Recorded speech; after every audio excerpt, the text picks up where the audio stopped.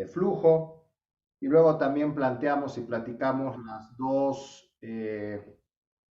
condiciones de interacción que hay entre los elementos, que es a través de las leyes de compatibilidad de esfuerzos y de continuidad de flujos, que dijimos que pues en sistemas eléctricos corresponden a las leyes de Kirchhoff.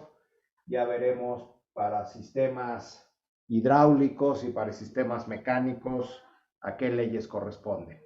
Entonces, hoy, para ya empezar a ir entrando en particularidades, voy a plantear los sistemas eléctricos, aunque pues como ya les había comentado, como tal, sistemas eléctricos no vemos en este curso de dinámica de sistemas físicos, pero me gusta empezar por ahí porque pues nosotros somos de ingeniería eléctrica y los que están conmigo en sistemas eléctricos pues verán que es lo mismo de las metodologías que vemos en sistemas eléctricos, pero aplicado a esta metodología generalizada. Llegamos a las mismas ecuaciones, o bueno, a modelos matemáticos que nos representan los mismos fenómenos. Las ecuaciones pueden a lo mejor estar planteadas de distinta forma, pero al final lo que nos dice la ecuación es lo mismo. Entonces, pues vamos a empezar. Creo que ya estamos prácticamente casi todos conectados. Entonces, vamos a empezar con los sistemas eléctricos. Bueno, ahí está la primera diapositiva. Ok, en los sistemas eléctricos ya habíamos comentado nuestras variables generalizadas. La de esfuerzo corresponde al voltaje, que la letra que usamos para esa variable es la V, y el voltaje pues está en volts. El flujo a corriente, que está en amperes. Y las variables de acumulación, ahí ya empezamos a tener que explicar y definir algunas cosas. Si la variable de acumulación de esfuerzo, que es la integral del esfuerzo, es decir, la integral del voltaje, es si integramos el voltaje, lo que tenemos es enlaces de flujo magnético. Entonces aquí vamos a empezar a ver esta variable física, los enlaces de flujo magnético, cuya unidad son los Webers o volts por segundo, que es algo que verán con mucho mayor detenimiento pues cuando vean la materia de máquinas eléctricas. Ahí pues ya se trabaja mucho más con los sistemas magnéticos, electromagnéticos y bueno, pues con campos magnéticos, y cuando vean también leyes de Maxwell en teoría electromagnética. Y luego, si integramos el flujo, es decir, la variable de acumulación de flujo o de flujo acumulado, pues al integrar la corriente, lo que tenemos es carga eléctrica, que sus unidades son los coulombs, y los coulombs pues, son amperes por segundo, perdón, amperes segundo. Y bueno, pues ahorita que lo dije así, de hecho, pues nada más como cosa curiosa, pues debemos tener mucho cuidado los ingenieros cuando, cuando expresamos cosas como la que acabo de decir, amperes segundo, o para la variable de energía, watt hora, que es watt por hora o watt por segundo. Ahí está el joule, watt por segundo, pero por en el sentido de multiplicación, porque cuando hablamos de la velocidad, decimos kilómetro o metros por segundo para tener unidades en el mismo sistema. Entonces, hay que tener mucho cuidado con nuestro lenguaje, cuando decimos watts, aquí es porque es multiplicación, pero aquí cuando decimos metros por segundo, pues en realidad es una división. Eso es más nota curiosa que pues hay que empezar a poner atención, porque me he visto luego textos que pues supongo que no los hizo algún ingeniero, o si los hizo hay que tener cuidado, donde la unidad de energía, muchas veces en lugar de watt segundo usamos watt hora. Y he visto que de repente en especificaciones, por ejemplo, de baterías, una batería se especifica a través de cuánta energía almacenada tiene, es decir, en watt hora, y de repente la he visto que la especifican watt por hora. Entonces, hay que tener mucho cuidado. Ese es nada más simple breviario cultural, que se los pongo al tanto porque es muy común tener errores a la hora de decir las cosas y luego interpretarlas matemáticamente. Bueno, siendo así, pues le seguimos. Entonces, en el caso de nuestros sistemas eléctricos, las variables de flujo acumulado es la carga eléctrica, la variable de esfuerzo acumulado son los enlaces de flujo magnético.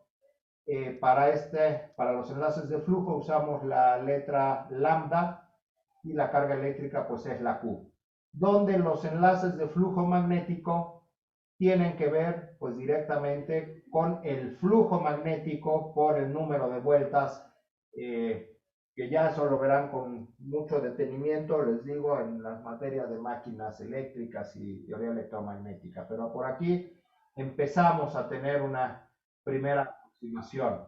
Para el flujo magnético normalmente se utiliza la letra Phi mayúscula, y los enlaces de flujo, bueno, pues tiene que ver con esta N que es número de vueltas, como lo veremos en los inductores. Ok.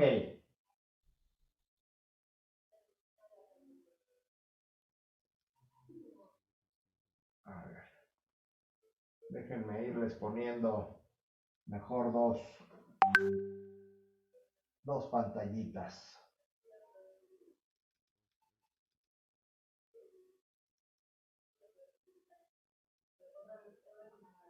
Ok. Bueno, y entonces, pues lo primero que hacemos, ya tenemos especificado cuáles son nuestras variables de esfuerzo y flujo, voltaje corriente, de esfuerzo acumulado, flujo acumulado, lambda y Q, enlaces de flujo y carga eléctrica.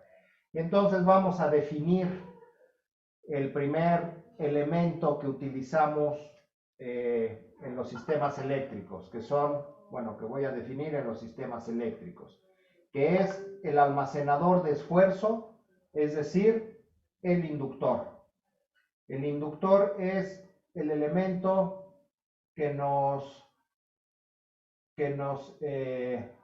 permite o con el cual almacenamos energía en forma de almacenando esfuerzo. Y eso ahorita pues lo vamos a ver por qué. El inductor, pues su símbolo ya lo conocemos, es esa espiral en el que otra vez importante de ver que en el símbolo cumplimos con nuestro sentido de referencia, con nuestra convención de referencia, que es que cuando la corriente entra al elemento, por donde entra se establece el potencial positivo y por donde sale la corriente el potencial negativo. La curva constitutiva o curva característica, cualquiera de las dos es correcto, está en el plano corriente enlaces de flujo o corriente flujo magnético. Y lo que nos dice para la consideración de este curso que dijimos que íbamos a trabajar con elementos lineales, eso significa que la respuesta de nuestro elemento pues va a ser una línea recta en ese plano flujo magnético y corriente, y la relación constitutiva que responde a esta curva, bueno, a esta línea recta, pues es que el flujo magnético va a ser igual a la inductancia por la corriente eléctrica. O bien, la corriente eléctrica es igual a 1 entre L por el flujo magnético, ahí como quieran verlo. En algunos textos viene la curva con los flujos magnéticos en el eje de las abscisas o del eje X y la corriente eléctrica en el eje Y en otros viene al revés, pero pues realmente la información que nos da es exactamente la misma. Y entonces, al tratarse de un elemento almacenador de energía, pues tiene una relación dinámica, es decir, va a evolucionar de manera dinámica, es decir, depende del tiempo. Y esto lo que nos dice, esto nos lo dice la ley de Faraday. La ley de Faraday es la que nos dice que el cambio en el flujo magnético es igual al voltaje. O bien, si lo vemos desde acá, pues el flujo magnético es igual a la integral del voltaje. Esta ecuación que tenemos en la diapositiva izquierda, o esta que es la que conocemos como ley de Faraday, pues es exactamente lo mismo, nos dice exactamente nos da la misma información. Y a partir de esta ley de Faraday, pues obtenemos nuestra relación dinámica que nos dice que el voltaje en un inductor es igual a la inductancia por el cambio de la corriente con respecto al tiempo. O bien, si lo queremos ver ahora más bien la corriente, pues nos dice que la corriente es el inverso de la inductancia por la integral del voltaje más la condición inicial de la corriente. En esta ecuación integral es donde claramente nos damos cuenta por qué el inductor es el almacenador de esfuerzo. Recordemos que una integral lo que nos dice, matemáticamente lo que nos dice, pues es almacenar, es sumar. Entonces, cuando vemos una integral, estamos hablando de algo que se está almacenando, algo que se está sumando. Y en este caso, pues el voltaje, y el voltaje pues es la variable de esfuerzo para los sistemas eléctricos. Por eso es que el almacenador de esfuerzo en sistemas eléctricos es el inductor. Entonces el área bajo esta curva, este triangulito, pues es la energía de esfuerzo acumulado en el inductor, que pues simple y sencillamente la podemos calcular como que la energía es un medio de L por I cuadrada. Es simple y sencillamente el área bajo esta curva que tenemos aquí. Y la potencia eléctrica, que sabemos que es la potencia, la definimos como el producto de la variable de esfuerzo por la variable de flujo, en este caso es V por I, pues la podemos desarrollar con esta expresión. Mientras que la L, que la conocemos como la inductancia, cuyas unidades son los henrys, a eso la conocemos, o eso es la propiedad física del inductor. Se llama propiedad física porque tal cual depende de cómo esté físicamente construido el inductor. Una forma de calcular la inductancia de un inductor, pues es a través del número de vueltas. Acordémonos que un inductor es un alambre enrollado en un núcleo. Ese núcleo puede ser desde aire. Hay inductores o bobinitas que simple y sencillamente es un alambrito así enrollado y en medio tiene aire, entonces el núcleo es aire. O puede ser mucho más común el alambre enrollado sobre algún material ferromagnético, para que entonces pues tengamos mucho más permeabilidad magnética, que depende del material, que es la letra mu, y entonces, dependiendo del área de ese material dividido entre la longitud, es decir, mientras más área, pero más cortito sea, más concentración vamos a tener de permeabilidad magnética y eso va a hacer que la inductancia sea mucho mayor. ¿Dudas? ¿Preguntas?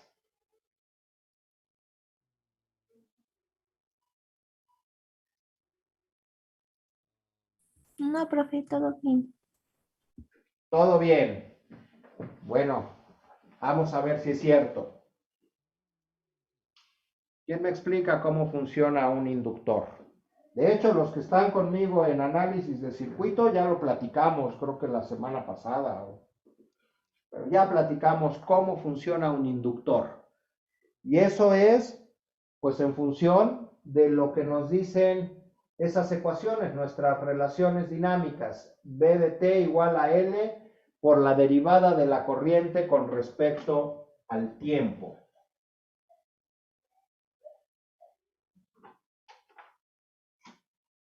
Nos dice que el voltaje en un inductor es L por la derivada de la corriente con respecto al tiempo. Entonces,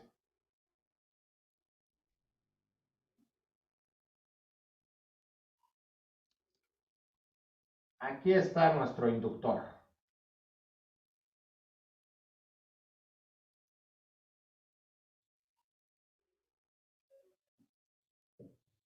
Aquí está B de t. Y aquí está la corriente. ¿Quién me dice en palabras qué nos está diciendo esta ecuación matemática?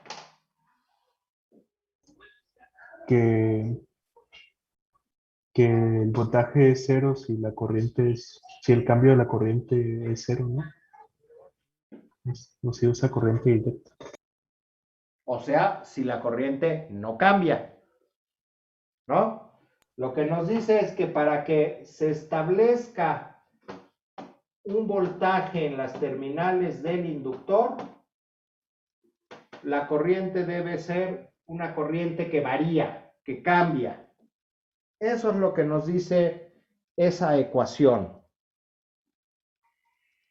Pero a ver, esto ya se los platiqué a los de análisis de circuitos, pero se los platico al resto también.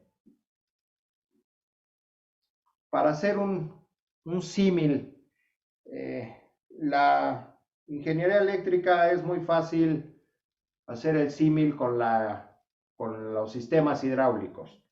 Entonces, pensemos tal cual que en lugar de un cable enrollado es una manguera que está enrollada. Ahí tenemos una manguera enrollada y de repente, pues la manguera, tenemos aquí nuestra llavecita de agua. Ahí está. Y la conectamos. Y aquí pues va a haber una salida. ¿Qué va a pasar? Pensemos que esa manguera de agua o ese inductor está vacío. Está totalmente vacío. ¿Qué va a pasar en el instante que yo abra el agua? Y bueno, esto pues sería el símil en eléctrica.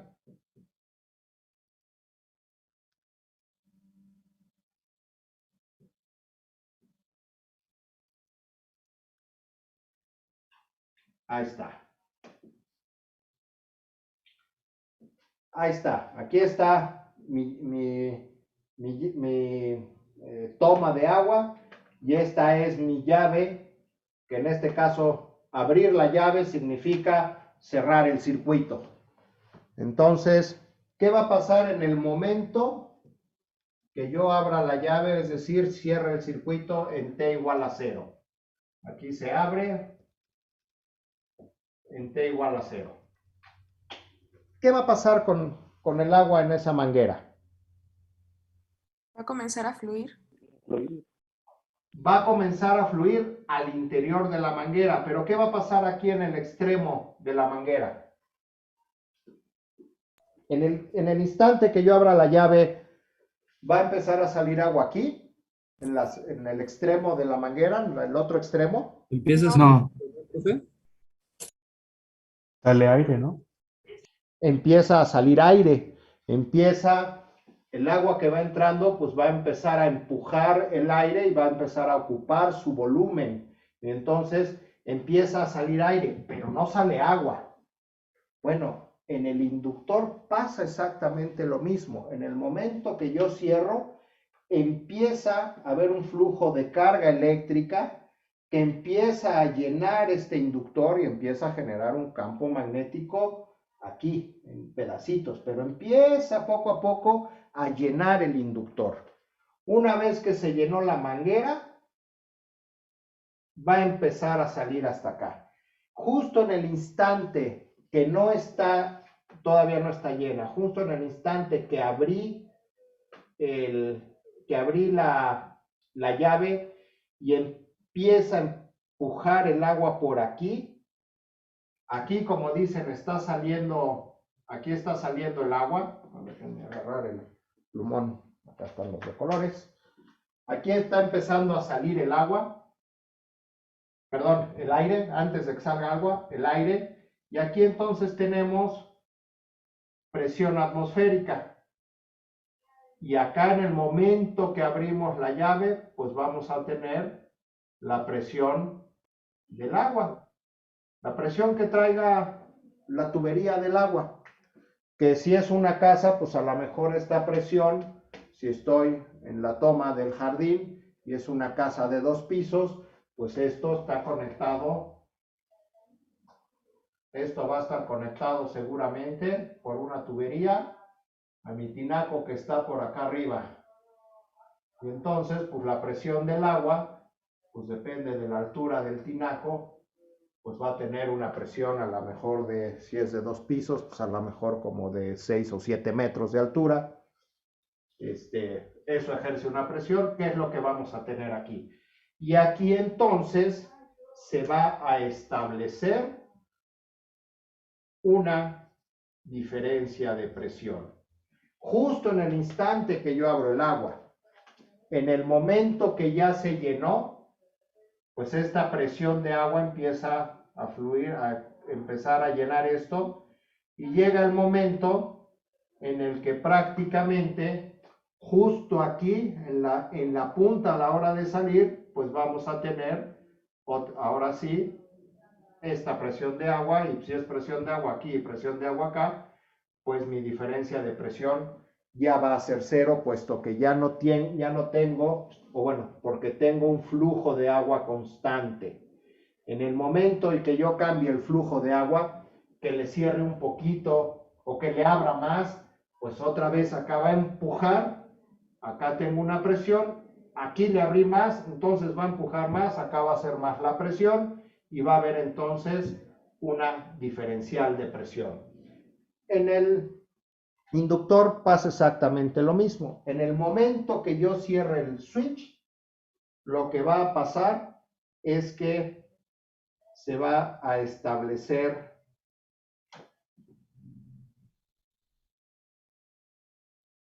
si esto es tiempo y esto es voltaje. Pensemos que esto es tiempo y esta es presión. En el instante que yo abrí el agua, hubo una presión y conforme se va llenando, va a bajar. En este caso va a ser exactamente igual. En el momento que yo cierro el switch, aquí había 0 y de repente se va a establecer un potencial aquí debido a que se empiezan a acumular cargas, empiezan a fluir la corriente, se genera un flujo de corriente que va cambiando. Aquí hay un cambio abrupto de la corriente y entonces se va a generar un voltaje con estas características. Sube y una vez que se llenó, el voltaje va a ser cero. ¿Por qué? Porque ya no hay cambio de mi corriente. ¿Qué va a pasar en la manguera cuando ya está fluyendo, ya está saliendo el agua y cierro la llave? O sea, abro el switch. ¿Qué pasa cuando ya está fluyendo, está saliendo el chorrito de agua y cierro la llave? ¿Qué le pasa al chorrito de agua? Empieza a ser menor, ¿no? De repente, así de manera instantánea, se para y ya no sale. No, No, va deteniéndose lentamente hasta que se detiene. Va a seguir saliendo, ¿no? Hasta que se detiene, ya sea porque como aquí ya se cerró, el agua sigue moviéndose y aquí entonces empieza a bajar la presión, se empieza a hacer un vacío, porque el agua tiende a moverse, entonces la presión empieza a bajarse, pero el agua va a seguir saliendo y llega un momento en que se detiene cuando ya la presión la presión negativa que tenemos aquí es suficiente para que ya todavía con un poquito de agua ya no alcanza a seguir saliendo. Pero el hecho es que a pesar de que yo cerré, el agua sigue saliendo. Y entonces aquí, como les acabo de decir, se genera una presión negativa hasta que deja de fluir el agua y se va a cero. Bueno, pues en el inductor pasa exactamente lo mismo. Una vez que yo abro el switch y en el inductor estaba fluyendo energía, corriente, y de repente abrí el switch, pues ahora el voltaje del inductor se va a invertir. Eso se llama ley de Lenz. La ley de Lenz nos dice que cuando está fluyendo corriente en este sentido en el inductor, en el momento que yo abro el switch, el inductor va a hacer que siga fluyendo en este sentido. El tema es que para eso tiene que invertir su polaridad de manera abrupta para ahora él fungir como fuente de energía. Cuando cerré el switch, almacenó. Cuando abro el switch, entrego energía. Acá pasa exactamente lo mismo. Abro la llave, me lleno de agua, almaceno energía. Cierro la llave, tengo energía almacenada y la empiezo a entregar. Entonces, el inductor trabaja de una manera similar a esa manguerita de agua. Y en el caso de la corriente, pues lo que pasa es que a la hora que cierro el switch, la corriente va a empezar a subir y en el momento que ya llegó a su valor máximo y ya no cambia, pues aquí ya se hizo cero. Ya no hay cambio, ya lo hicimos constante, ya no hay de I en dt, pues el voltaje se hace cero. En el momento que yo abro el switch, la corriente va a seguir fluyendo en el mismo sentido, pero cada vez va a ser menos hasta que deja de fluir. Lo mismo pasa aquí. En este caso es gasto. El gasto en la manguera empieza a llenarse hasta que ya se establece un gasto, ya se mantiene constante, la presión es cero. Cierro la llave, pues este gasto, este flujo va a continuar en la dirección hasta que cada vez va a ser menor y se detiene. Eso es lo que nos dicen ese tipo de gráficas. ¿Dudas? ¿Preguntas? ¿Está claro? ¿Lo vuelvo a explicar? Profe, ¿Sí? ¿podría explicar otra vez la parte de la gráfica del voltaje, por favor? ¿Toda la gráfica o algo en particular? Nada más la parte en la que llega a cero y hay una caída. ¿Ok? A ver, estrictamente en ese circuito me faltaría agregar, voy a cambiar un poquito el switch. Voy a agregar aquí una resistencia para que pueda yo tener un sentido de flujo. Entonces, en T igual a 0 hace esto. Ahí está. Está abierto y en T igual a 0 me voy a mi fuente de corriente. El inductor abruptamente va a cambiar su voltaje y va a empezar a caer. Una vez que se estableció ya el flujo de corriente hacia acá, ya no hay cambio y en ese momento, pues mi DI en DT, si no cambia, esto es 0 y por lo tanto mi voltaje es 0. Ya está, el flujo de corriente yéndose todo por el inductor. Y de repente yo abro este inductor y lo paso para esta resistencia. Y pongo esta resistencia para que tenga un circuito cerrado por donde pueda fluir la corriente. En ese momento, el flujo de corriente va en este sentido y el inductor ya almacenó energía. En el momento que yo cambio el interruptor para acá, cuando lo hago para acá en este sentido en T igual a T1, pensemos que aquí es T igual a T1, ya lo eché para allá, pues el sentido de flujo de corriente se va a mantener y va a fluir ahora en este sentido. Y el inductor ahora va a estar entregando energía y para que esté entregando energía significa que el voltaje se va a voltear. Si esta es mi referencia de voltaje y yo digo se va a voltear, significa se hace negativo. ¿Sí está claro? Sí, profesor, muchas gracias. Y exactamente lo mismo va a pasar en la manguera. En el momento que yo cierro la llave, aquí se va a generar una presión, una baja presión o una presión negativa, presión de vacío. Es decir, con respecto a esto, mi presión se volteó, se hizo negativa. Y el flujo pues va a seguir saliendo en el mismo sentido. Así es como funciona un inductor. Y bueno, pues de paso, pues así es como funciona una manguera o en general una tubería. Aquí hago referencia a una manguera por el hecho de que está enredada. Pero imaginémonos pues en un acueducto, en donde tenemos una tubería muy larga, muy larga, muy larga, muy larga. Y entonces pasa lo mismo. Abrimos la llave o prendemos la bomba, el equipo de bombeo, pues al final de la tubería no va a salir de manera inmediata el agua, sino hasta que el agua empieza a llenar la tubería y entonces va a haber una diferencia de presión. Conforme la va llenando, cada vez va a ser menor hasta que la diferencia de presión se hace 0. Si apago mi bomba o cierro la llave, pues el agua ya trae una inercia en movimiento. Acordémonos que el agua es una masa y está moviendo y entonces tiene inercia.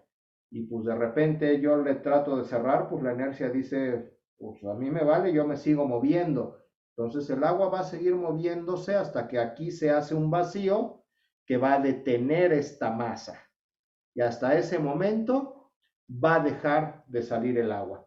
De hecho, dependiendo las características del acueducto, muchas veces pasa que aquí se hizo vacío y se hizo tan grande que se detuvo y ahora empieza a chupar el agua de regreso, empieza a subir la presión y llega de este lado y genera una sobrepresión. Y luego vuelve a rebotar y así está hasta que se equilibra y ya deja de moverse. Eso es lo que pasa en los grandes acueductos y son fenómenos que hay que tener mucho cuidado con ellos porque si no hasta las tuberías las revientan. Ya lo platicaremos en los sistemas hidráulicos. Pero por lo pronto, ¿sí quedó claro cómo funciona un inductor? Sí, Sí, profesor, profe. yo nada más tengo una pregunta. ¿Sí? Al final, cuando el circuito ya queda cerrado en un tiempo T1, toda la energía que llegó a almacenarse en el inductor va a disiparse por completo. Es decir, vamos a llegar a un punto en el que el voltaje ya va a ser cero. Correcto. Absoluto. El voltaje es cero, la corriente es cero, por lo tanto la potencia es cero, por lo tanto la energía es cero. Y toda esta energía se disipó, ¿en dónde? En el resistor, que es nuestro disipador. Por eso puse el resistor, porque si no pongo algo, pues por dónde sigue la corriente, ¿no?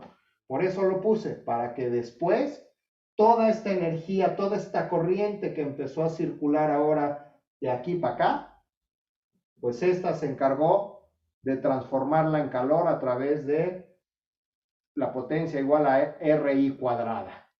Y entonces se disipó bajo esa ecuación. La potencia en un resistor es R por I al cuadrado. ¿Hasta qué? Pues hasta que se vacía esto. Y ya, aquí ya tenemos voltaje cero, corriente cero, por lo tanto la potencia es cero. Eso significa que ya no hay energía en ningún lado. Ahí ya se acabó. Correcto a tu comentario, tu pregunta, muy buena pregunta. ¿Dudas? Y bueno, y en el sistema hidráulico pasa lo mismo.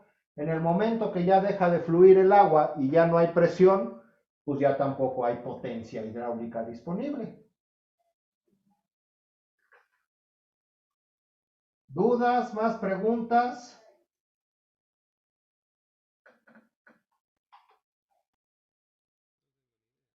¿Sí quedó claro?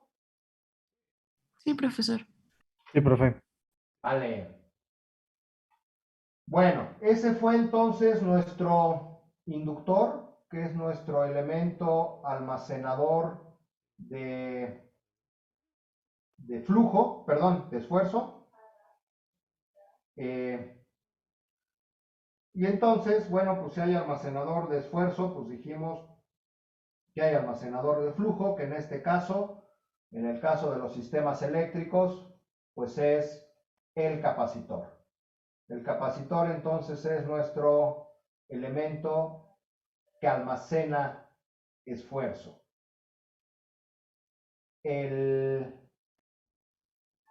Su símbolo, bueno, pues ya lo conocemos, esas dos rayitas que pueden ser tal cual dos rayitas paralelas o esas dos rayitas con la de abajo curveada. Inclusive por ahí también se usan ya sea las dos rayitas paralelas del mismo tamaño, porque si son de distinto tamaño lo usamos para una batería, ya sea rayita así, o en algunos inclusive hay unos que aparecen así. También ese simbolito se usa para el capacitor. Cualquiera de esos tres es el común. El más común es el de la rayita, ya sea las paralelas o la rayita curveada. Bueno, y lo mismo, en el símbolo, pues hay que resaltar que el sentido de referencia, igualito, donde entra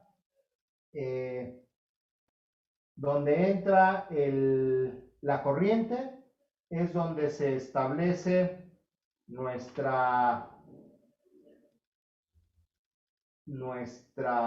potencial positivo o nuestro potencial mayor, donde sale la corriente es donde se establece nuestro potencial negativo o nuestro potencial menor.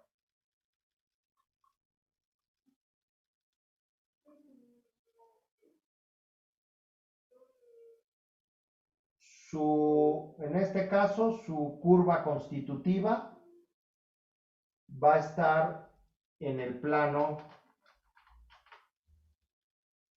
voltaje-carga. En el caso del inductor habíamos dicho que estaba en el plano corriente-enlaces de flujo magnético. En este caso está en el plano voltaje-carga eléctrica.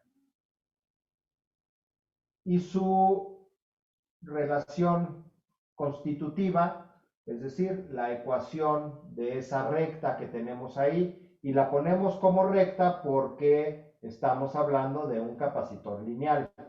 Estrictamente en las orillas se alcanza a curvear, lo mismo que en un inductor. Y eso lo verán en las materias de máquinas eléctricas y transformadores, como realmente un inductor es bastante no lineal.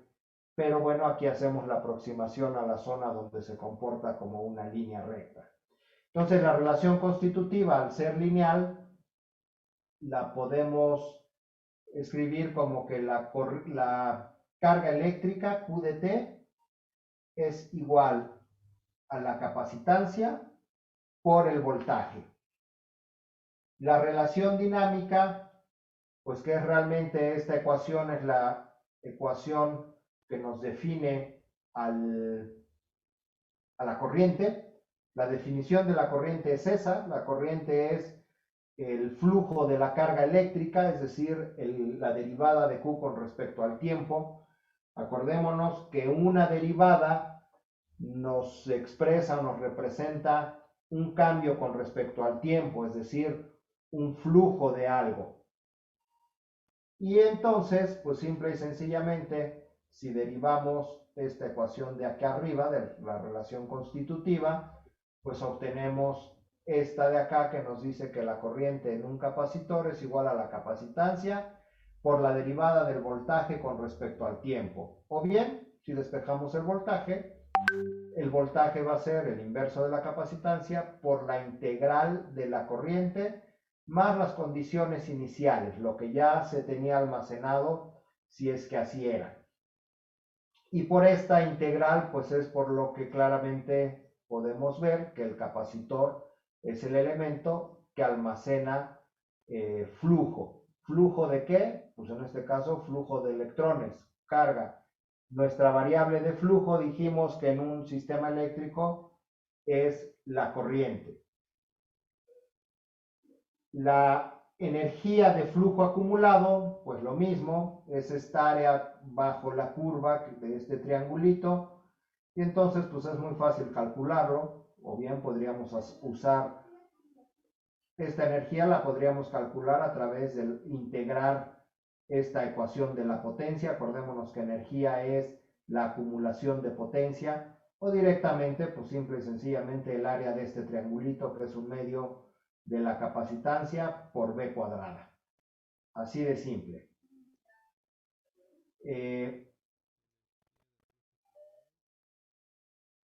Y la C, la capacitancia, pues es la propiedad física del elemento.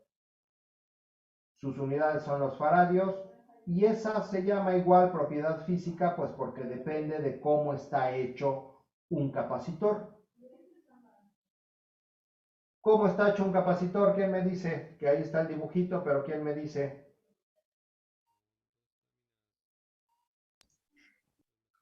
Está hecha por láminas paralelas, ¿no? Por dos superficies paralelas que pueden ser láminas, y luego esas laminitas pues normalmente se enrollan, se hacen un taquito, y por eso es que muchos de los capacitores que conocemos vienen como en botecito, o algunas tal cual son dos redonditas paralelas y son esas que parecen botón. Entonces, pues bueno, lo que es un capacitor son dos láminas paralelas que en medio tienen un dieléctrico. Y pues la capacitancia depende de sus propiedades físicas, es decir, del área de esas láminas, de la distancia entre ellas, es decir, del espesor del dieléctrico o la separación de las placas, pues que depende del dieléctrico, del espesor del dieléctrico que se ponga. Y esa letra epsilon pues es la permeabilidad, permitividad eléctrica de ese material dieléctrico. Entonces depende cómo esté hecho, pues es el valor de la capacitancia. Bueno, pues ahora esto mismo que tengo acá, pero ahora ¿quién me dice cómo funciona un capacitor?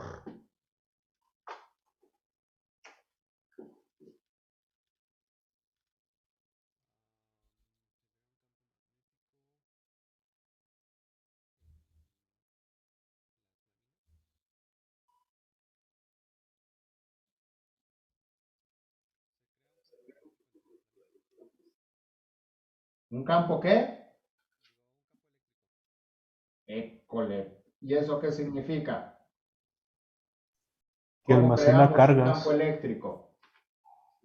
Almacena cargas A ver, en cada superficie. imagínense que ahora nuestro circuito es, tenemos esta fuente de voltaje, ahí está nuestro switch, y es más, el switch vamos a ponerlo igualito que como teníamos el otro.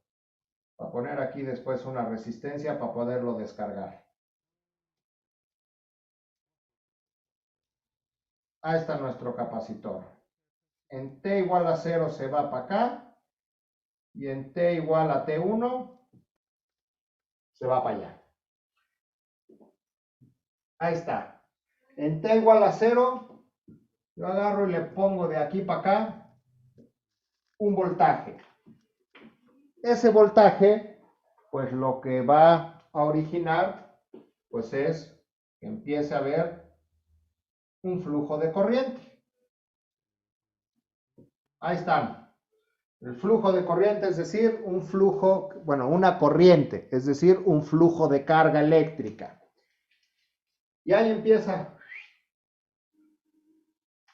Y de repente se topa con esta placa, pero sobre todo se topa con que aquí en medio hay un dieléctrico. ¿Qué es un dieléctrico?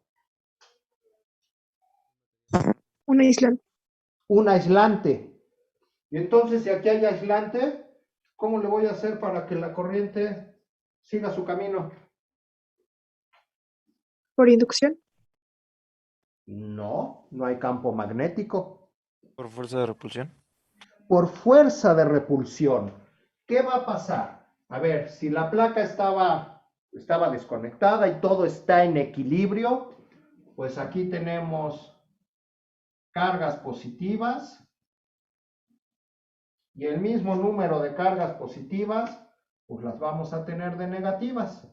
Ahí está, todo en equilibrio. Y lo mismo pasa en la placa de abajo. Está en equilibrio, todo lindo. Y de repente yo le empiezo a empujar cargas.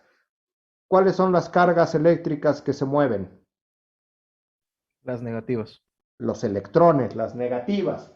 Y entonces ahí van los electrones fluyendo y de repente se topan con que pues ya no hay paso y me empiezo a llenar de cargas. Empiezo a acumular cargas. Es decir, empiezo a acumular energía. Por eso mi capacitor es mi acumulador de flujo, porque estoy acumulando corriente, estoy acumulando carga eléctrica. Y en el momento que acumulo aquí carga eléctrica y abajo estaba en equilibrio, ¿qué le va a pasar a los electrones de abajo? Van a ser repelidos. Van a ser repelidos y entonces, pues ahí voy. Por eso entonces es que hay un flujo. Y pues hay un flujo sin tener una conexión eléctrica, sino a través de un campo eléctrico que se tiene. No hay continuidad eléctrica, pero hay un campo eléctrico que hace que estas de arriba empujan a los de abajo. Y eso es nuestro capacitor. Que el símil con un sistema hidráulico, pues va a ser, imaginemos ahora, bueno, ahí está, ahora ahí está la llavecita. Ahí está mi llavecita.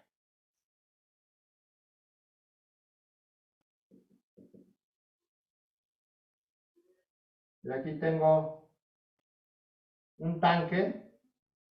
Y además ahora mañosamente lo que voy a hacer es que la salida de este tanque lo tengo aquí. Ahí está mi tanque. ¿Qué va a pasar en el tanque? Bueno, pues abro la llave, empieza a haber un flujo y empieza a subir el nivel. En realidad este va a ser con azul porque esto me va a generar la presión. Y entonces empieza a subir el nivel del agua. Pero hasta que no llegue a este nivel, entonces va a haber un flujo por acá. Pasa exactamente lo mismo que en el capacitor. Hasta que acá haya más carga que abajo, pues entonces va a empezar a fluir. Y eso, pues dijimos, según la ecuación que está ahí, nos dice que la corriente en un capacitor es igual a la capacitancia por la derivada del voltaje con respecto al tiempo. Y es exactamente igual la gráfica, pero al revés. O sea, lo que nos dice es que, para mantener los colores, si este es voltaje y este es corriente, pues ahora lo que nos dice es que la corriente es 0 y el voltaje también, y en el momento que el voltaje se conecta y tiene un cambio abrupto, aquí lo voy a poner no tan abrupto, lo voy a poner una ligera curvatura, igual que la otra dice todavía menos abrupta. Pues eso significa que la corriente va a ser muy grande. Y en el momento en el que llegó al máximo, pues prácticamente mi corriente va a tender a 0. Y eso es lógico, si aquí tengo un cambio abrupto del voltaje, la derivada de este voltaje, en geometría analítica, ¿qué nos representa la derivada de una recta? O de una curva, pues. Su pendiente. La pendiente. ¿Cuánto va a ser la pendiente de esta azul que casi es vertical? Casi 0. No, si es casi vertical. Casi infinito. Casi infinito. Entonces, por eso es que la corriente se hace muy grande. Digo, aquí pues no puedo dibujar hasta infinito, ¿verdad? Pero se hace muy grande. Y cuando está horizontal, se hace 0. Físicamente, ¿qué nos dice?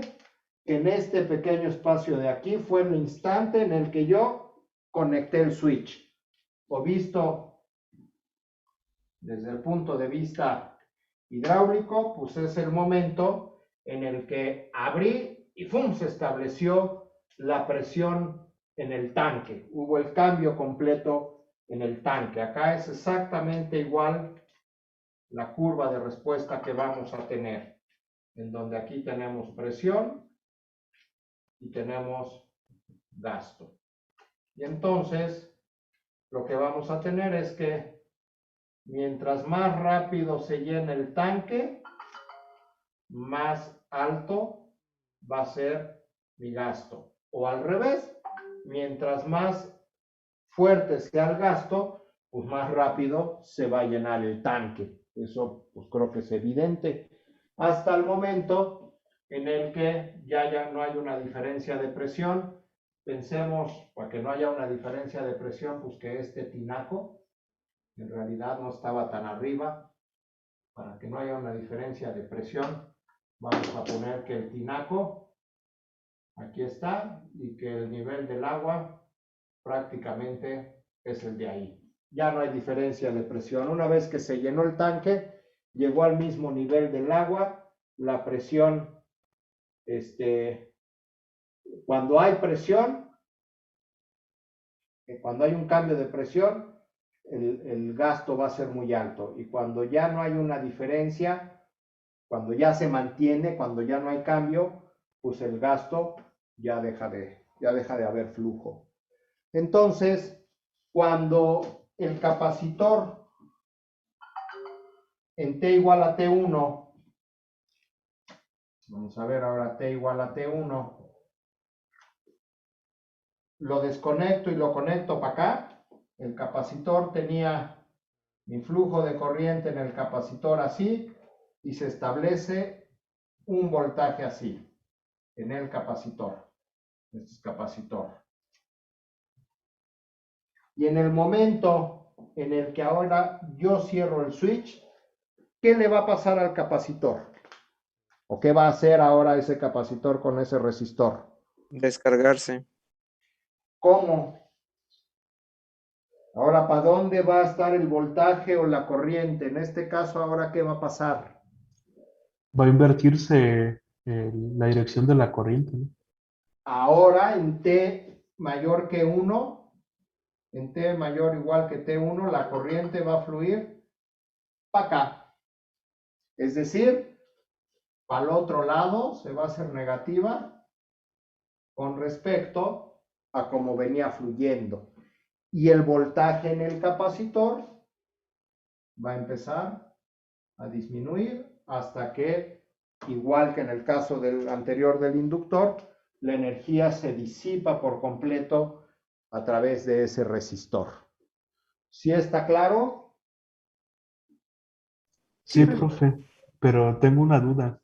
Sí. ¿Qué establece la rapidez con la que se llega al voltaje, al límite del voltaje? El voltaje nominal, perdón. A ver, el voltaje lo establece mi fuente de voltaje. No, pero la rapidez con la que crece en los primeros instantes. Esto de aquí, ¿qué tan rápido crece? Ajá. Depende básicamente de la resistencia al flujo que tenga este cable.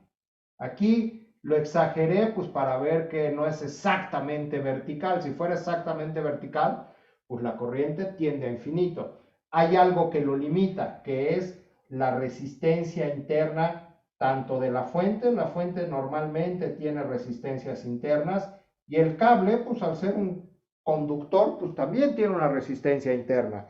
Eso es lo que al final limita qué tan rápido crece el voltaje y limita qué tan alto llega la corriente. Estas resistencias que tenemos tanto al interior de la fuente, la resistencia interna de la fuente, que normalmente la ponemos como RI, y como propiamente la resistencia del conductor o del cable. Voy a poner cable para no confundirla con la C de capacitor. Esos dos elementos son los que limitan ese pico. Mientras menos resistencia en el cable, es decir, un conductor grueso, y pues aquí ya depende de la construcción física de la fuente de voltaje. Pensemos una batería, pues una batería tiene una resistencia interna también que depende del estado de carga de la batería. Entonces, si la batería está 100% cargada, la resistencia interna es pequeña y la corriente va a ser muy alta. ¿Alguna vez han hecho el experimento de que con una pilita, una batería de las cuadradas de 9 volts, le conecten así en paralelo, así de repente agarren un capacitor y se lo conecten en las terminales, así, ¡pac!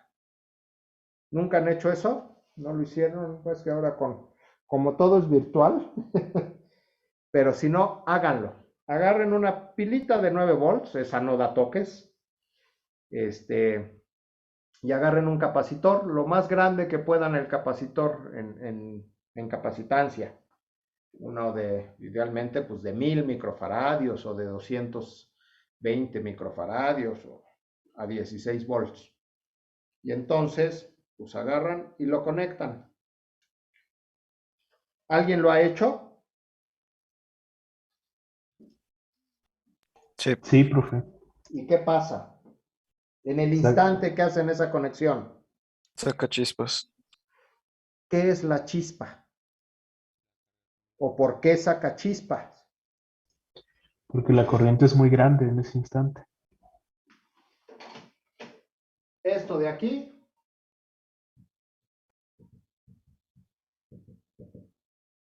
eso de ahí es la chispa. Ese pico de corriente tan grande es lo que ocasiona la chispa. Es un pico de energía altísimo. Eso es una chispa. Bueno, pues eso es finalmente una chispota, o sea, un relámpago, ¿no? Es tal la diferencia de potencial que se generó por la acumulación de carga eléctrica que de manera instantánea se rompe el dieléctrico y hay una descarga instantánea con una corriente infinita, y por eso es que se hace un arco eléctrico. Una chispa es un microarquito eléctrico asociado a esa corriente tan alta que se establece en el instante de hacer esto en esa pila. Es una corriente que puede ser muy alta, evidentemente es instantánea, entonces pues no nos da toque ni nos pasa nada. ¿Dudas? ¿Preguntas?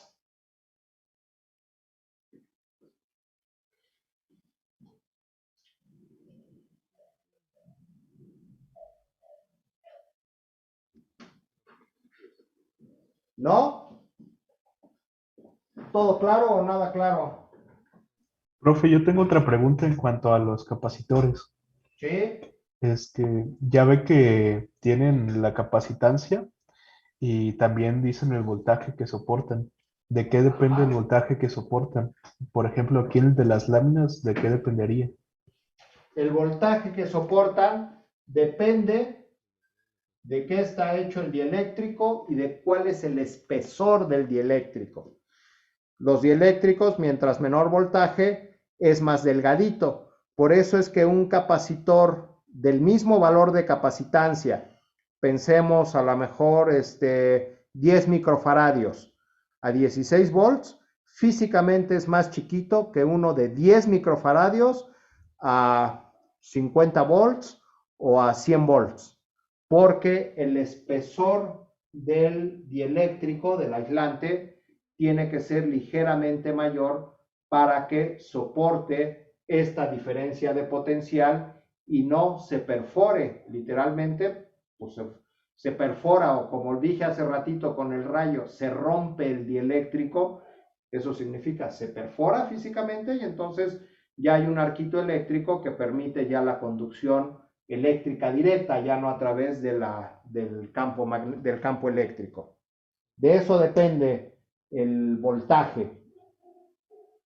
Y bueno, también algunos, los que son como botecitos que les llaman electrolíticos, pues tienen ahí ciertas características que inclusive no los puedes conectar en sentido opuesto porque también se dañan, y es que también tienen ahí algún material bien embebido en una especie de aceite, y es un material pues muy especial para aumentar la permitividad eléctrica del material, pero eso no permite que lo pongas al revés, porque se daña.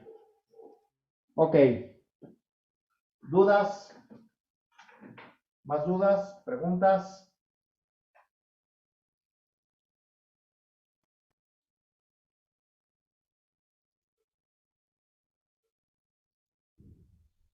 ¿Todavía hay alguien por ahí o ya todo el mundo se durmió? ¿Se fue a dormir? No, Sí, profesor. profe. Solo que me preguntes. Estamos procesándolo todavía. Órale, ¿seguros que todavía no se duermen?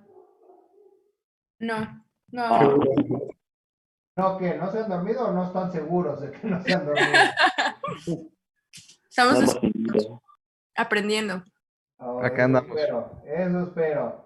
Muy bien. Bueno, entonces, pues ahí está el capacitor, que es nuestro almacenador de flujo. Ya están los dos almacenadores, pues el siguiente es el disipador de energía. Pues no me voy a meter a mucho detalle, pues ya es mucho más conocido, es el resistor. Nada más, pues detallitos como que el nombre es resistor, no es resistencia. Resistencia es la propiedad física. Y la resistencia como propiedad física, pues depende de cómo está construida.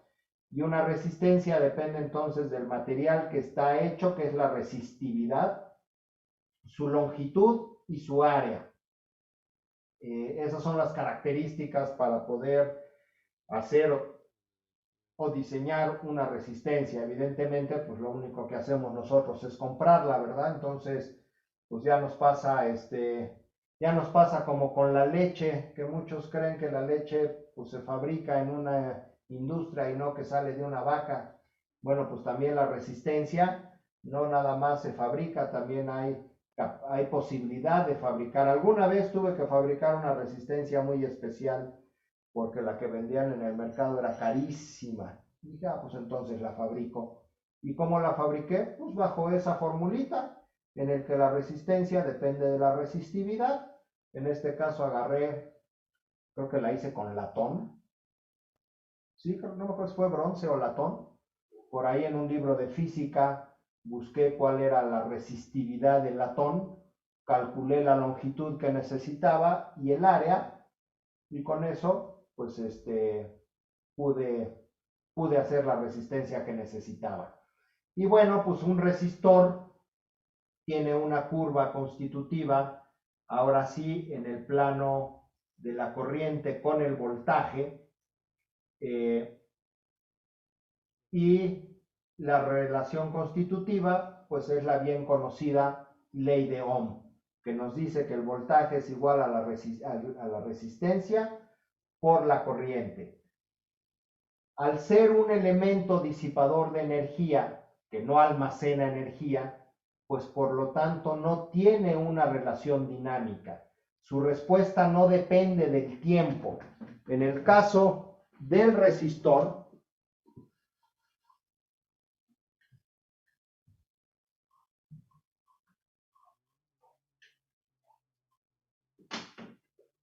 un resistor,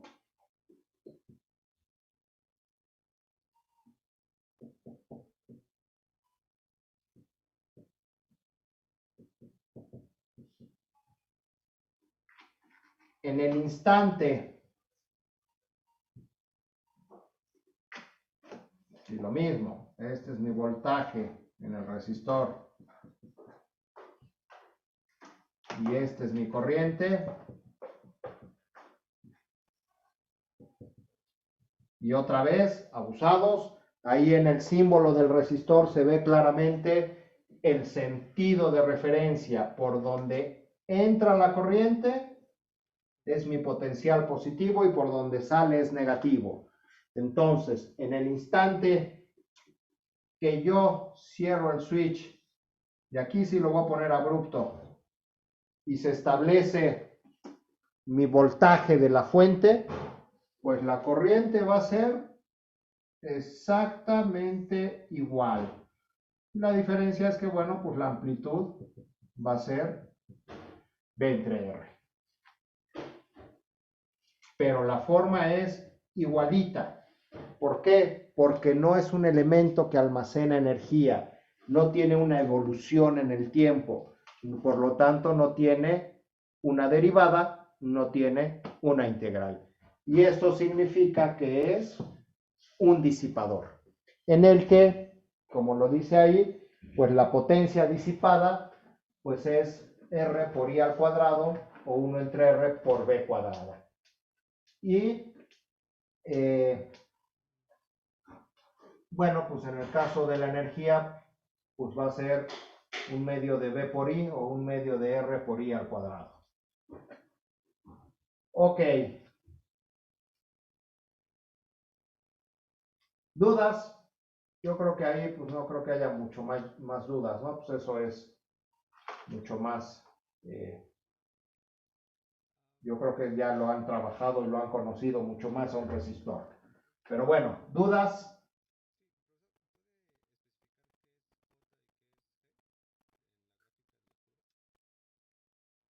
Pues es la potencia, la potencia completa que disipa un resistor.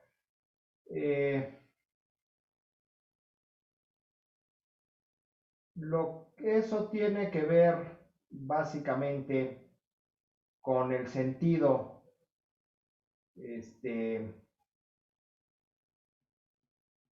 la potencia total que disipa un resistor es el área completa de ese cuadrado, no nada más el triangulito como lo teníamos en el caso de los almacenadores de energía.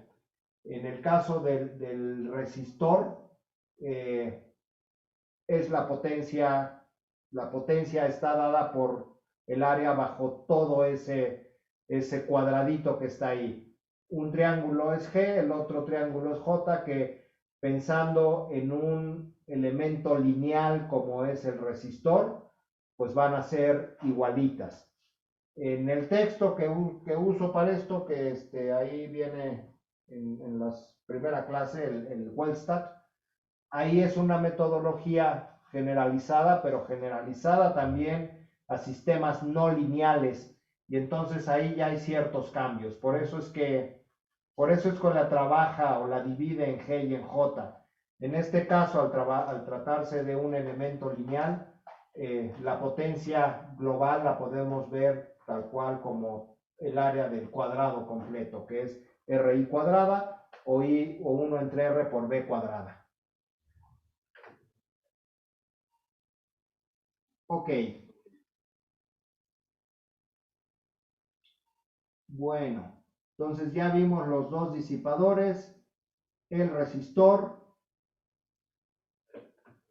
Pues ahí están ya los tres elementos que tiene un sistema eléctrico. Como elementos, los que nos faltan son las fuentes de energía. Y las fuentes de energía, bueno, pues en el caso de la fuente de esfuerzo es la fuente de voltaje independiente y la fuente de flujo es la fuente de corriente independiente. Eso pues lo habíamos ya explicado el martes pasado. Lo pongo rápido aquí y ahí no voy a tomar más tiempo. En el caso de la fuente de esfuerzo, pues dijimos que es la fuente de voltaje. A ver, déjenme ver una cosa rápida. Ok. Es la fuente de voltaje.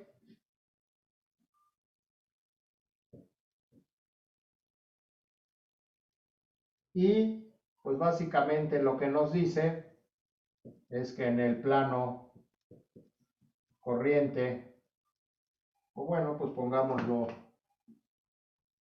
pongámoslo al revés, realmente no me importa cómo lo pongamos.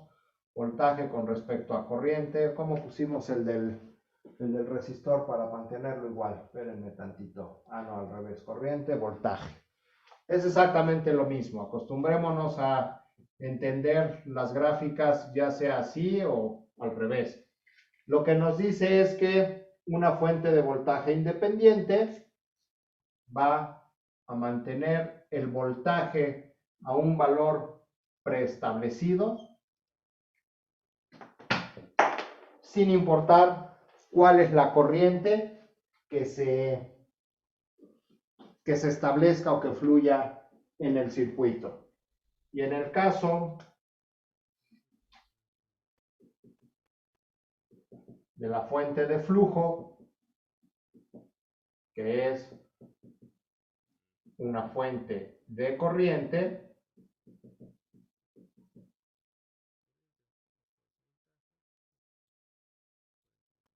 este es su símbolo.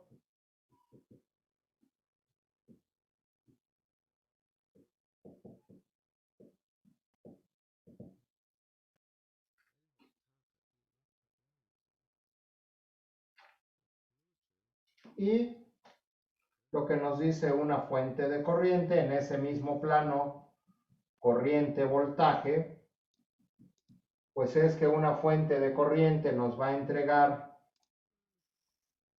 una corriente preestablecida sin importar cuál sea el voltaje que se establezca en el sistema. Entonces, ya lo habíamos medio explicado la clase pasada. Es importante ver la diferencia, es decir, desde el punto de vista de las ecuaciones, pensemos en la ley de voltajes de Kirchhoff, en la ley de Ohm. Si tenemos un sistema o un circuito de esta manera, donde tenemos una fuente de voltaje, pues la ley de Ohm que corresponde a esto nos dice que la corriente va a depender del voltaje. Si tenemos una fuente de corriente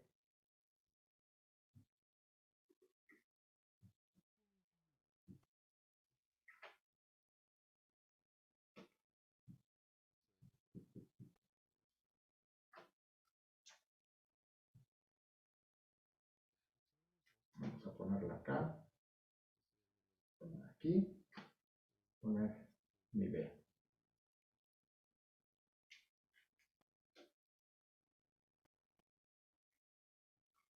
Y lo mismo acá.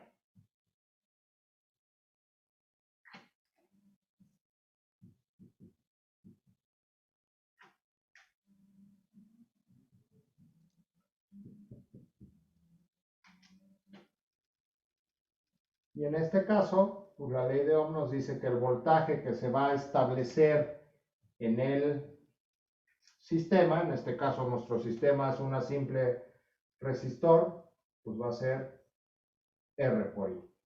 La ley es la misma, el planteamiento es distinto, porque en la primera, la corriente que se establezca depende del voltaje y del resistor que conectemos. En la segunda, lo que se mantiene es la corriente y el voltaje que se establezca va a depender de esa corriente y el resistor. ¿Sí está claro? ¿Dudas? Todo bien, profesor.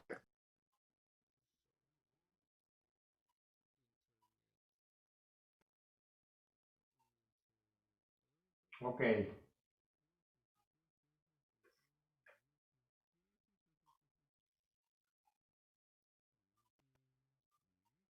Bueno, ¿qué otra cosa nos falta para poder ya empezar a trabajar con generar el modelo de un sistema eléctrico?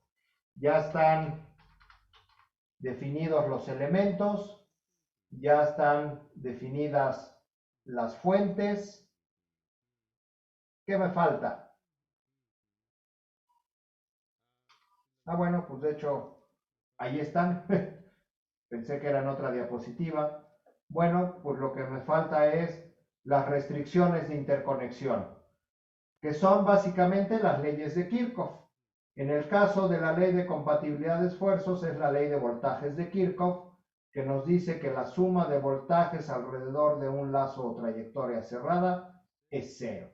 Y la ley de corrientes de Kirchhoff, que es la continuidad de flujos, pues nos dice que la suma de las corrientes que entran y salen de un nodo es cero.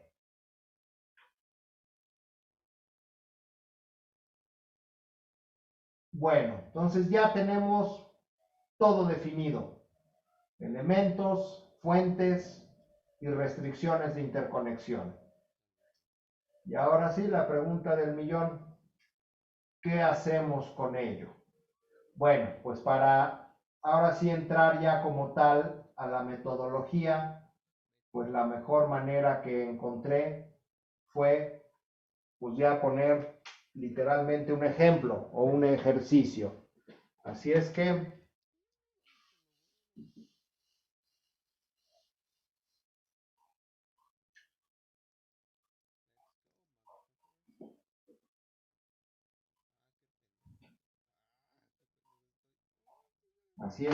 ahora sí, vamos a poner un ejercicio.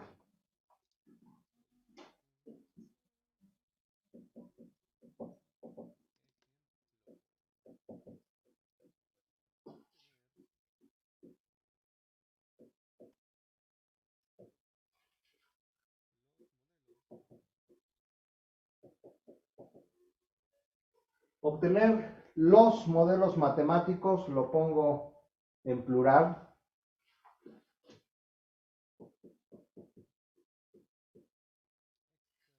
Externo, déjenme ver la luz ahí todavía.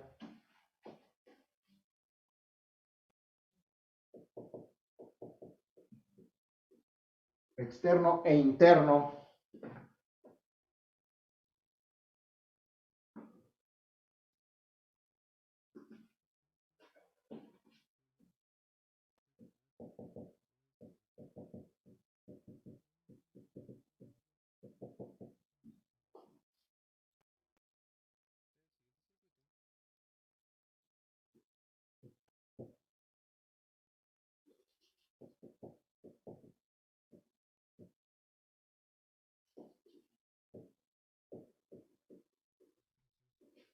en el que interesa conocer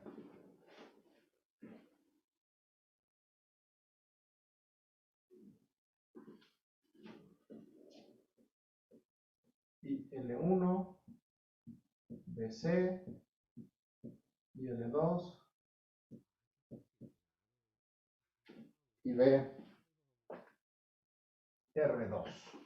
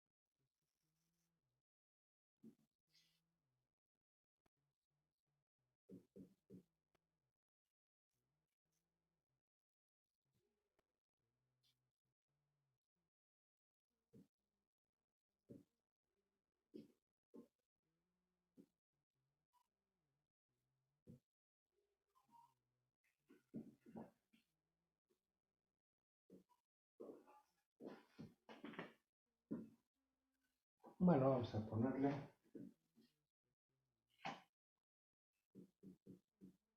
Ahí está.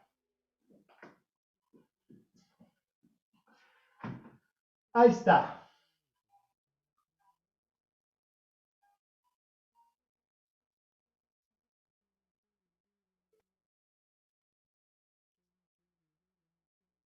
Ok. Y vamos entonces pues a empezar a explicar algunas de las cosas que dice ahí el enunciado. Lo primero que tenemos que hacer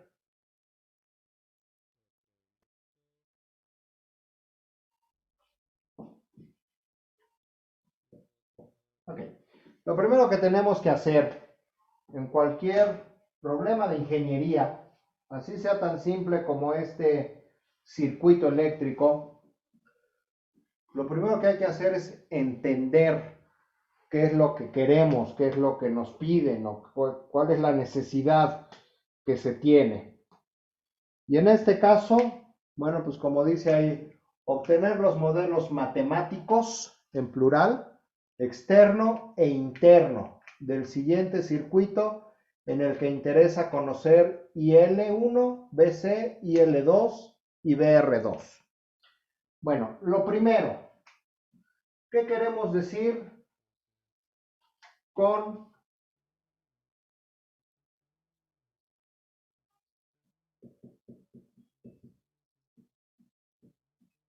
modelo externo? Ya lo habíamos comentado en su momento, bueno, como ahorita empezamos a desarrollar, ¿qué significa modelo externo?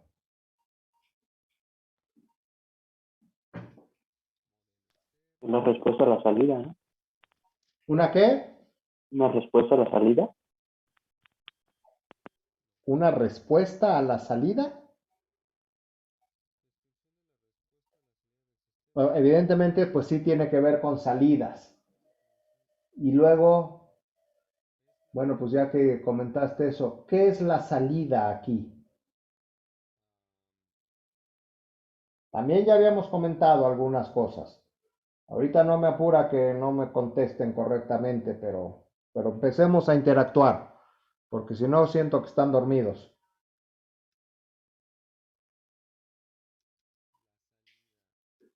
¿Qué es salida? ¿O qué queremos decir con salida? Una señal que responde en la entrada.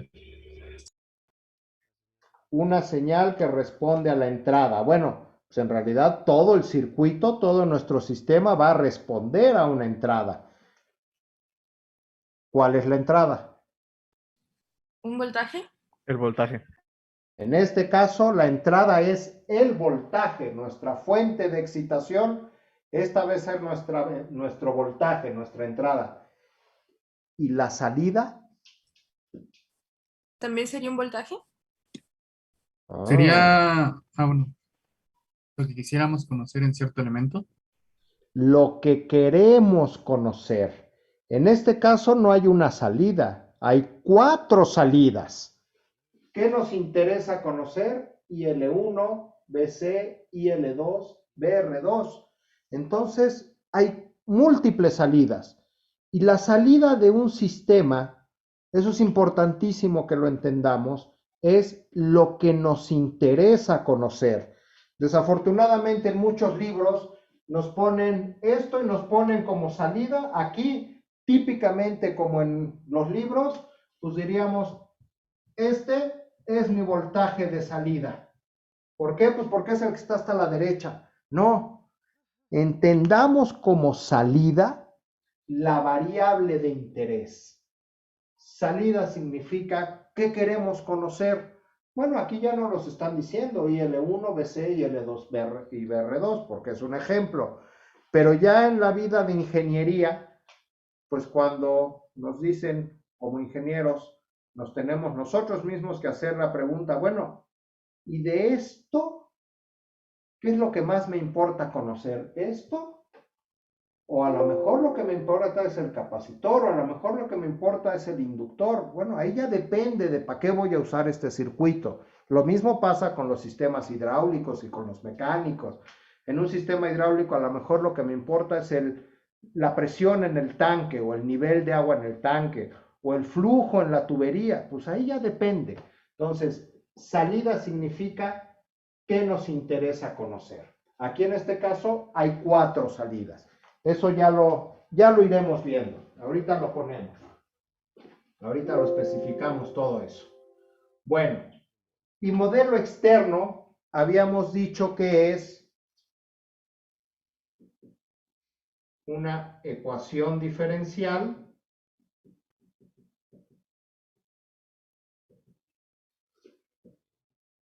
de orden n, y en este caso, para cada una de las salidas. En este caso, pues vamos a tener que tener 4 ecuaciones diferenciales de orden n, una para cada salida.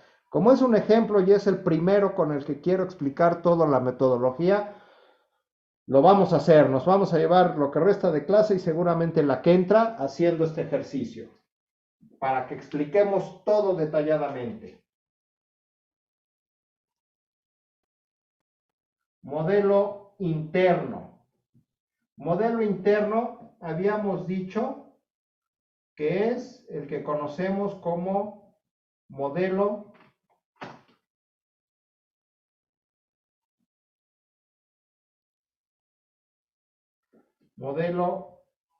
en variables de estado.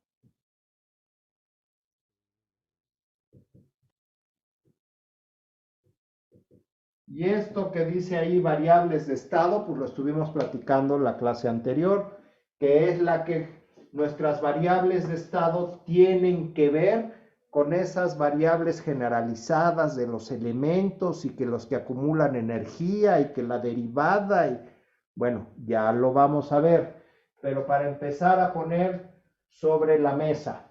Y en este caso, dijimos que son... En este caso van a ser n ecuaciones de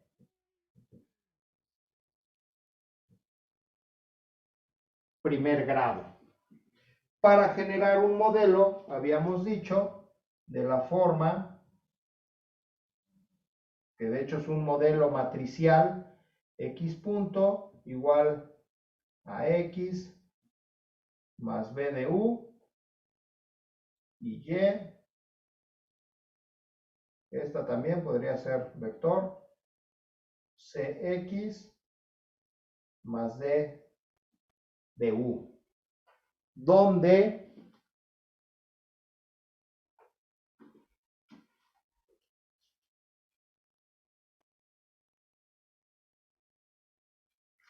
lo que quiero ver es si ya lo habíamos. Bueno, déjenme hacerlo un poquito más para acá para de una vez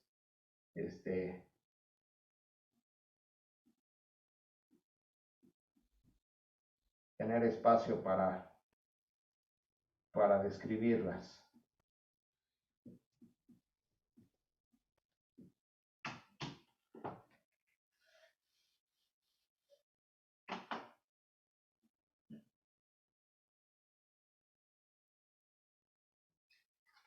Déjenme checar rápido. Déjenme checar muy rápido.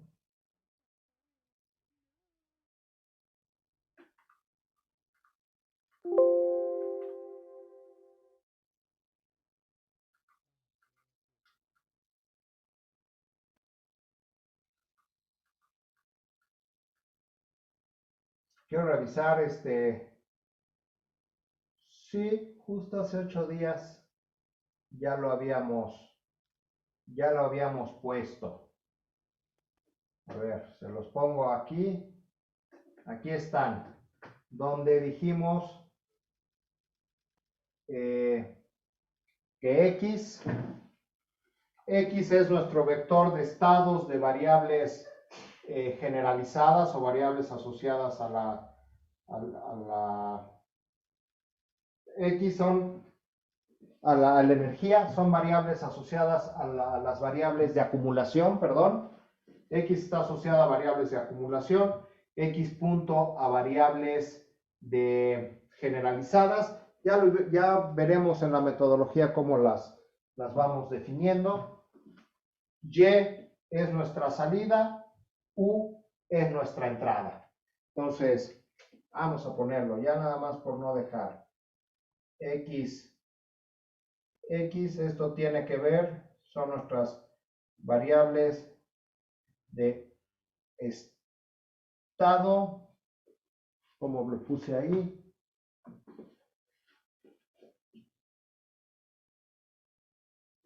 Variables de acumulación le voy a poner acá.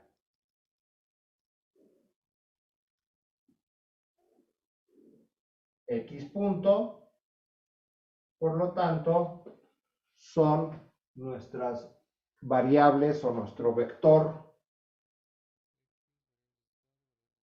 Variables también son variables de estado, pero asociadas a las variables generalizadas. Esto tiene que ver con energía y esto tiene que ver con flujo de potencia.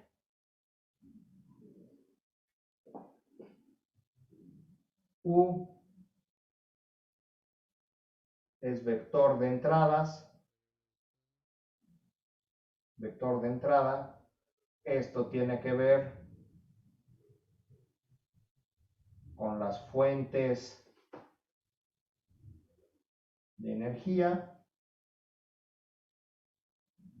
o con nuestra excitación.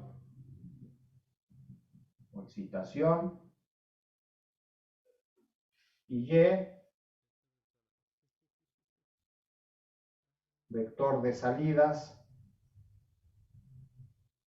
o sea,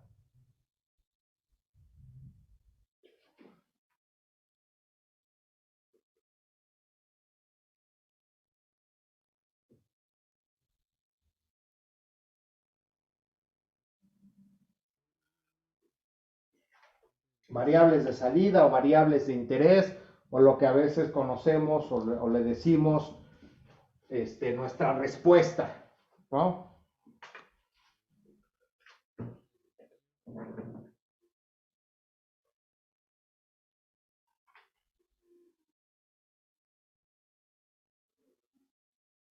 Ok. A ver, entonces, pues con respecto a eso, ahí mismo, para empezar para tenerlo todo ahí. Bueno, entonces, vamos a empezar a revisar lo que tenemos en este circuito.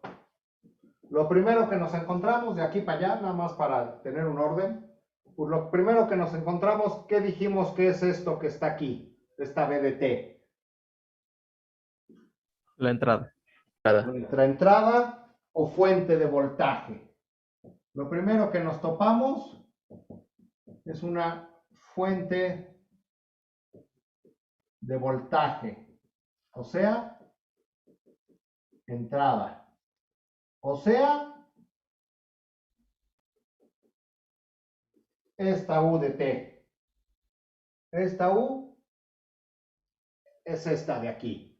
Ahí directamente, a ver, déjenme hacerlo un poquito más para acá para que también de una vez pongamos eso ahí. Aquí, uno. Fuente de voltaje.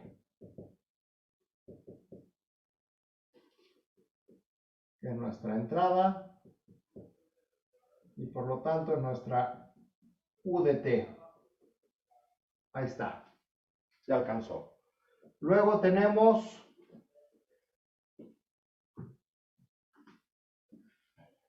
dos resistores, R1 y R2. Tenemos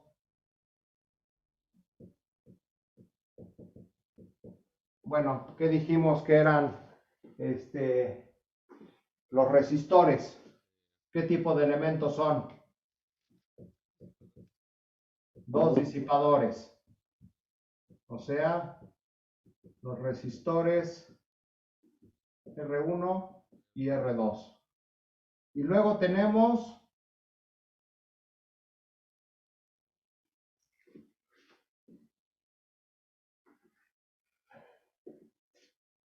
bueno, pues es que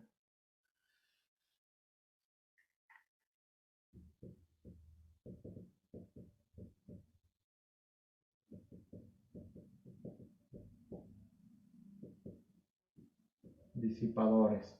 Tenemos dos inductores que son dos almacenadores ¿de qué? Y un capacitor. El inductor habíamos dicho que era almacenador ¿de qué?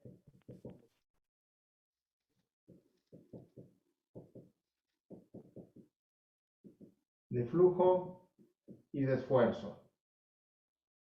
Ahí está, de esfuerzo. Es decir, vamos a tener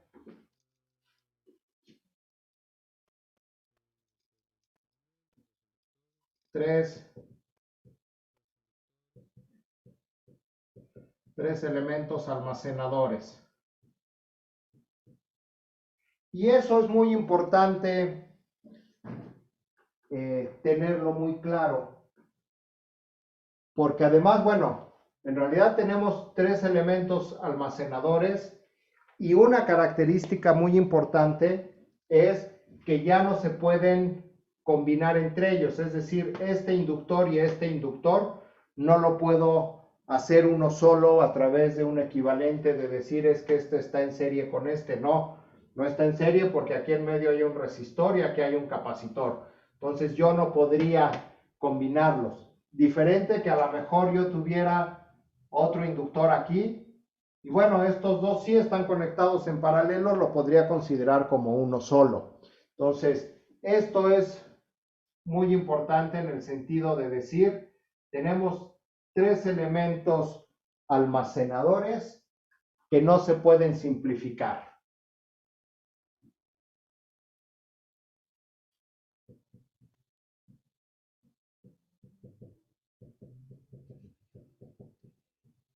O combinar, como quieran verlos. Y eso origina directamente estos tres elementos almacenadores directamente nos dicen que n es igual a 3. N es igual a 3 significa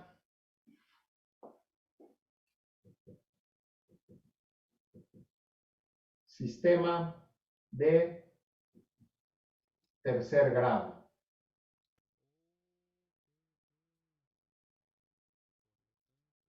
Sistema de tercer grado significa que necesitamos entonces una ecuación diferencial de orden 3 o de tercer grado para cada una de las salidas.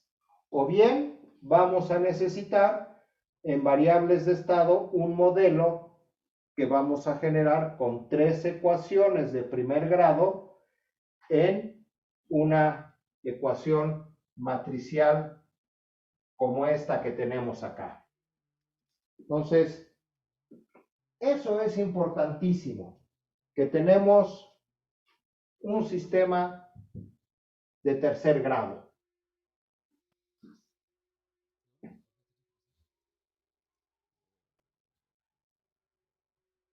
¿Dudas? ¿Preguntas? Yo. Sí, Entonces el sistema, el orden, va a estar definido de acuerdo a cuántos elementos almacenadores tenemos. correcto. Eso es lo que nos define el orden de un sistema. ¿Cuántos elementos almacenadores tenemos en ese sistema? Aquí les había tapado, pero ahí había puesto ya la UDT. Correctísimo.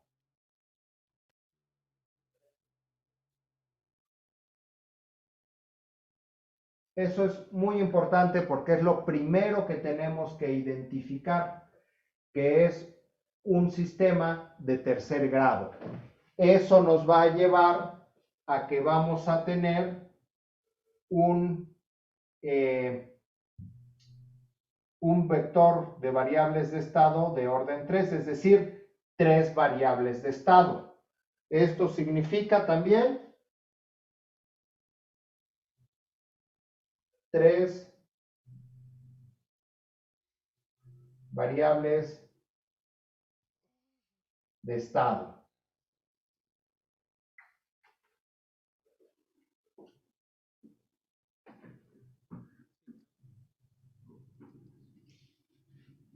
O matemáticamente, que la dimensión de nuestro vector X va a ser de 3 por 1. Es decir, es un vector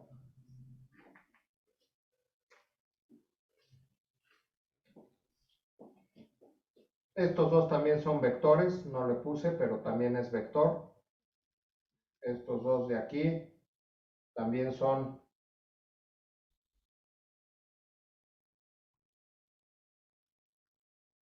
esos dos también son vectores y en este caso pues es de dimensión 3 por 1 y por lo tanto X punto también es de dimensión de 3 por 1 y ya veremos que A entonces va a ser de 3 por 3, ya eso lo vamos viendo. Ahorita lo importante es que un sistema de tercer grado nos genera 3 variables de estado, es decir, un vector con 3 variables de estado. ¿Qué más?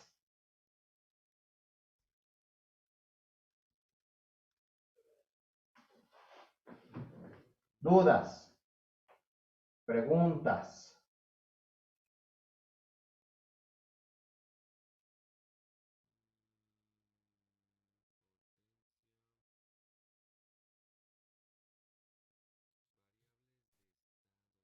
No, de mi parte no. Ok.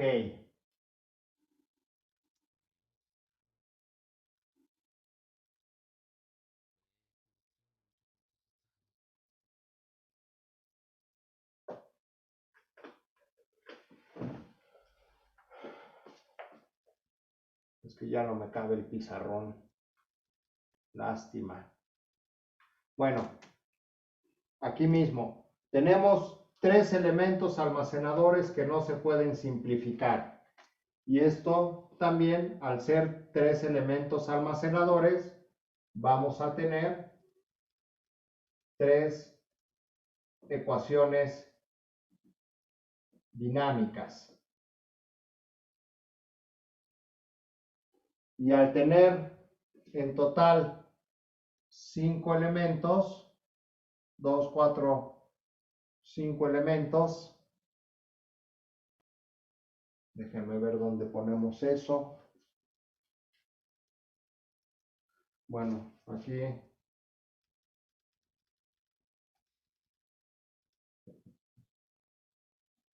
n igual a 3.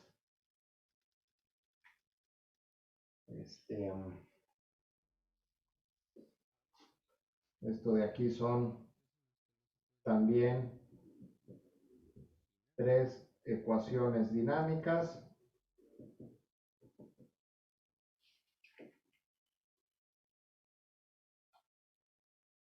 De aquí hasta acá son 5 elementos en total.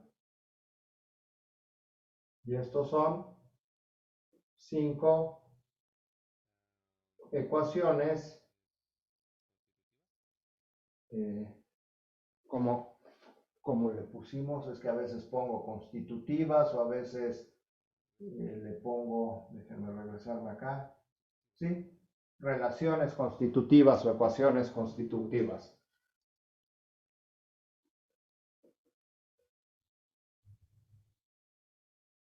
Ok. Entonces, 5 elementos nos dan 5 ecuaciones constitutivas.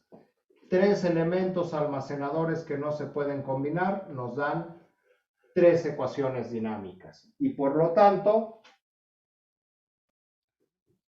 es un sistema de tercer grado, n es igual a 3. Lo podemos poner aquí. N igual a 3 significa un sistema de tercer grado. Ahí está. Son 3 variables de estado, pero esto es muy importante, 5 ecuaciones constitutivas.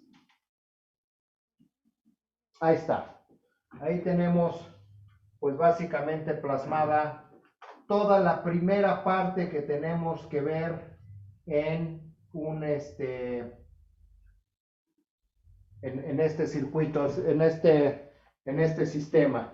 Y las variables de salida, que son nuestras respuestas o variables de interés, le voy a quitar esa palabrita de respuesta para aquí poder poner entonces que nuestro vector y, en este caso va a ser un vector que dependa, bueno, pues aquí está, bueno, está bien, y L1, C no, y L1, BC, y L2, y BR2, transpuesto.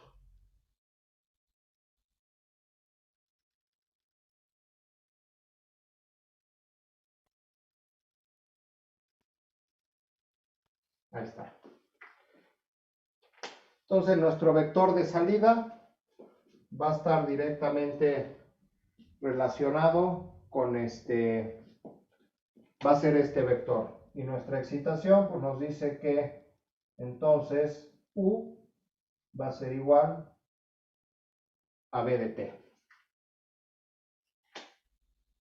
Que ya lo habíamos puesto ahí arriba.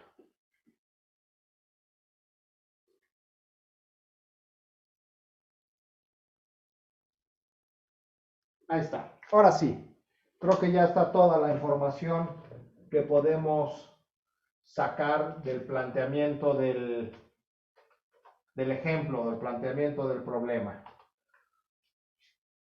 Y bueno, pues hoy no vamos a poder hacer más de este problema porque ya se nos acabó la clase. Y como tal, pues lo vamos a empezar a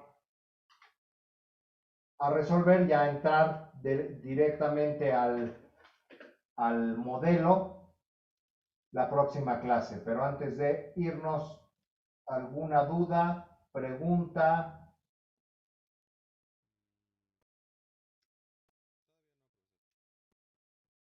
Hasta aquí todo más o menos claro. Todavía no me interesa que esté perfectamente claro, pero hasta aquí ya está más o menos claro. Profesor, bueno, yo me perdí un poco en ¿qué significa la T que está en la salida, en Y, en lo que puso al final? Ah, pues es un vector. ¿Y esa T qué significa en un vector? ¿Dirección? Transpuesto. Transpuesto. En realidad, pues como lo tuve que escribir horizontal porque ya no hay espacio, pues le puse la T porque en realidad es un vector, es decir, va vertical. Y eso, bueno, pues también lo hice a propósito para que nos empecemos a acordar de álgebra lineal, que sí la usamos aquí. Entonces, ese es el vector de salida, que ahorita pues lo puse así con la transpuesta, porque el vector se escribe de manera vertical. Ok, gracias. ¿Sale? ¿Más dudas? ¿Preguntas?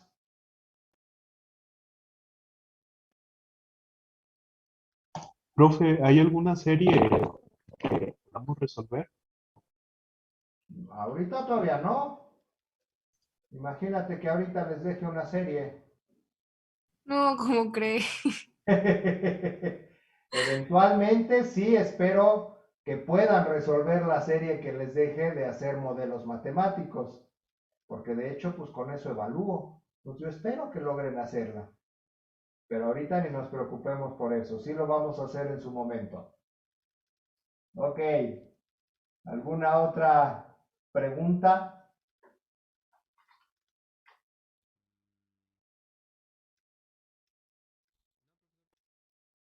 Bueno, pues No, profe. entonces nos veremos el martes de la semana que entra. Si no hay más dudas, que pasen un fin de semana, un buen fin de semana. Gracias, Gracias, profesor. profe. Gracias, Igual, igualmente. igualmente. Gracias, profe. Nos Igualmente, vemos. profe. Igualmente. Gracias, profe. Hasta luego. Gracias, profe. Hasta luego. Nos vemos.